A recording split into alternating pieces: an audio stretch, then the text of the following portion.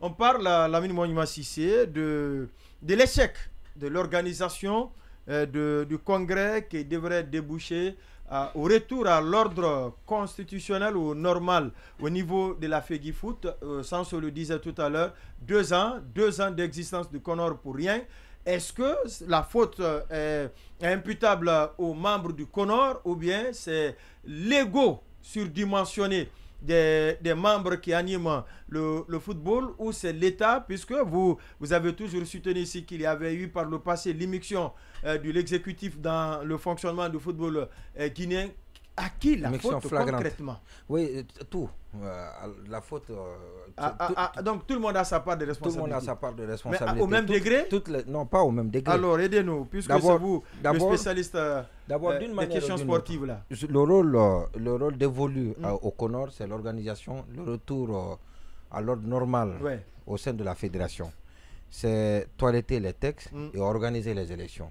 Si au terme de 2 ans, après une première année, puis rallonger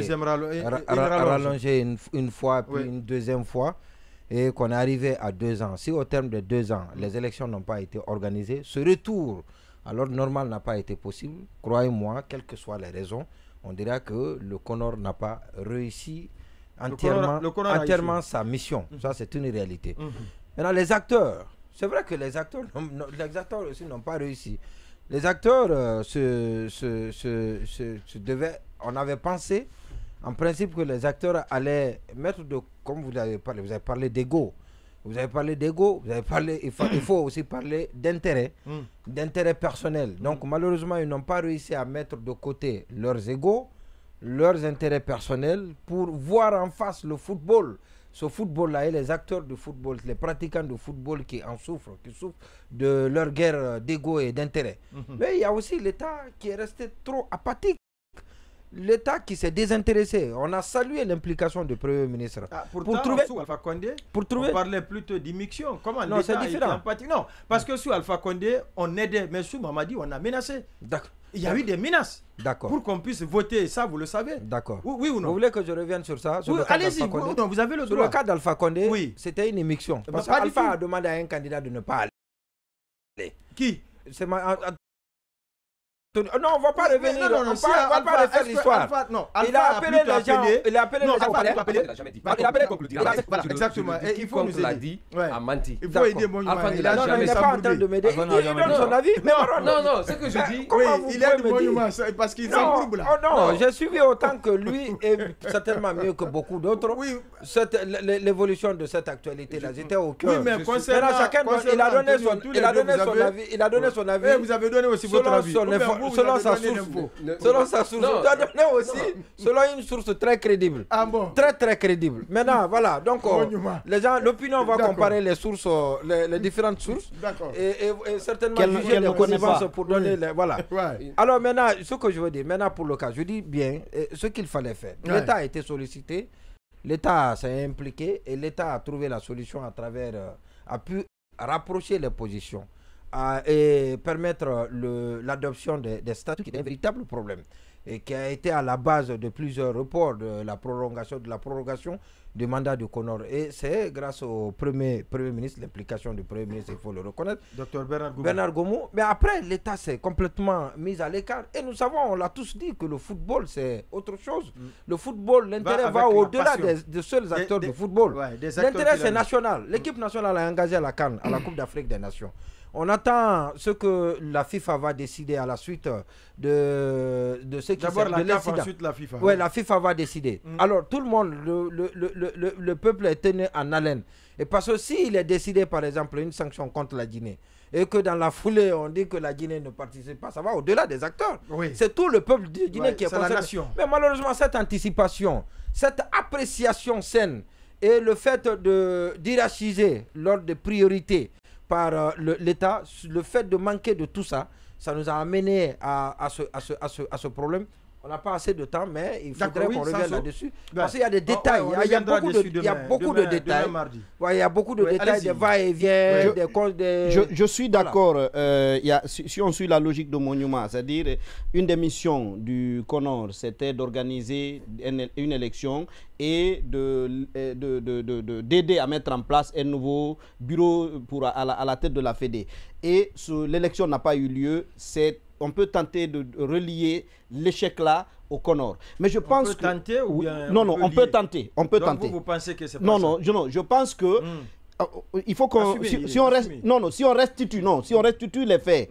Tout cela, tout se déroulait normalement jusqu'à la décision de la commission électorale de recours. S'il n'y avait pas eu cette décision, et je ne suis pas en train de dire que c'est la décision en tant que telle qui est responsable, mais tout se déroulait normalement. Et je me demande même pour quelle fin le CONOR verrouillerait le dispositif à la fin, alors qu'a priori tous les éléments du CONOR sortent du dispositif le 30 novembre. C'est un truc que je ne comprends pas. Du coup, moi je dis, la seule faute, le seul responsable que je trouve, c'est le poids électoral de Mathurin. C'est-à-dire parce que c'est lui, indépendamment de l'appréciation qu'on peut faire de la décision de la commission électorale de recours, il y a eu tellement de décisions qui ont été diversement appréciées mais qui sont passées. Mais sauf que lui, il a l'avantage d'avoir la majorité des électeurs dans son camp. Et que par ce poids-là, il a la possibilité de bloquer le processus. Donc pour moi, la seule faute, la seule responsabilité à identifier ici, encore une fois, c'est la capacité de blocage non, qui est entre les mains du général Mathurin. Lui, il pense que que dire de l'annulation de sa liste alors qu'il a dit, Mathurin Bangura, l'équipe sortante de la Ligue se trouvait un élément qui se retrouvait sur une des listes qui n'a pas été éliminée par la commission électorale de recours, alors qu'elle peut être saisie, tout comme, selon les spécialistes, tout comme elle peut s'auto-saisir. Maintenant, ce que je dis, je viens de le dire tout à l'heure, je dis que on peut avoir chacun son opinion sur la commission électorale de recours. Je dois dire qu'au début, j'étais plutôt en faveur, je comprenais plutôt la décision, mais avec tous les débats que j'ai suivis ultérieurement, je me pose des questions. Mais je dis que si tous ceux qui ont estimé que les décisions qui ont été rendues n'étaient pas fondées, pouvait bloquer les processus, ce pays n'aurait jamais fonctionné. C'est parce que dans son cas, ce dont il a bénéficié, pour faire valoir la violation qu'il subit, c'est sa capacité à bloquer le processus. Et il l'a fait. Exactement. D'autres, des individus ordinaires, peuvent estimer que les décisions ne leur sont pas favorables. Dans les processus électoraux, des gens ont dit qu'ils n'étaient pas favorables, mais puisqu'ils n'avaient pas la capacité de blocage, ils n'ont pas empêché l'application des décisions qui ont été prises. Lui, il avait la possibilité et il l'a exercé. Il l'a exercé, oui. Il nous reste une petite minute. Marwan Ndoye qui va l'utiliser. Oui, allez-y, Marwan. Oui, je pense que c'est regrettable d'assister à ce spectacle parce qu'aujourd'hui, il faut dire avec beaucoup plus de force et de courage que notre football a perdu toute sa lettre de noblesse. Vous savez, il est pris en otage ou il a perdu sa lettre de noblesse? Oui, non, c'est la règle qui le fait ainsi. Il est pris en otage, on dit que ce sont les membres statutaires qui doivent voter. C'est la règle. C'est comme si on disait que le peuple a pris la démocratie en otage. C'est absurde. L'élite politique. L'élite politique, c'est absurde de le dire. Parce qu'il revient, c'est leur droit, les membres statutaires. Et il dit que pour gouverner, pour être à la présidence, il faut passer par voie électorale. Donc je pense que si ces gens-là, pour ça aussi, il faut le quorum. Le quorum, c'est 50 plus de 50 voix. 50 plus c'est les intérêts. Il faut voir la procédure. Toute autre procédure est illégale. On ne peut pas en vouloir aux gens du fait qu'aujourd'hui, ils défendent une position. Et surtout, ce qu'il faut respecter en démocratie, c'est la volonté de la majorité. Bien entendu. Je pense que c'est la règle. On peut pas défendre. Même si la raison a foutu le camp de ce côté. Même si on sait qu'aujourd'hui, leur entêtement aujourd'hui amène à fragiliser notre sport. Mais la loi a voulu que ces gens-là, il faut les respecter dans cette folie, il faut le dire comme ça. Même si ça pénalise aujourd'hui le football. C'est dommage qu'on tombe à bras raccourcis sur les jeux 47. Parce que ce qui aussi soutiennent l'autre liste, c'est parce qu'ils savent qu'il y a une interdiction. Chacun défend son intérêt.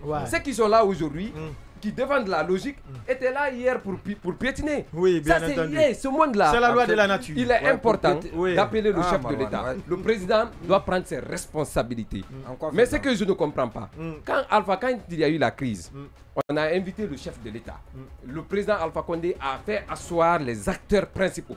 Antonio est supervisé à la présidence. Il a appelé Fatma Samoura de la CAF, la secrétaire générale de la CAF à l'époque.